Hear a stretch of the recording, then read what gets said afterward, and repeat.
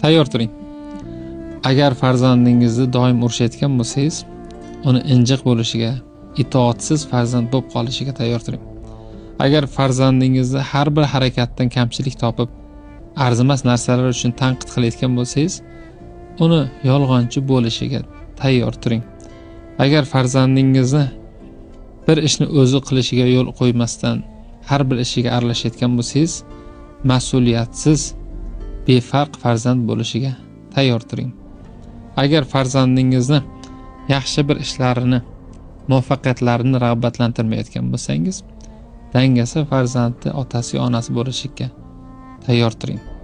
Agar farzandingizni har bir ishida qo'llab-quvvatlayotgan, unga ishonch berayotgan, mehr berayotgan, vaqt ajratayotgan, uni maqtayotgan bo'lsangiz, buyuk farzandni qarshilashga tayyor turing.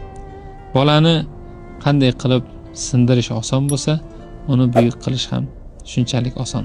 Shunchaki unga ishonch berish kerak. Rahmat.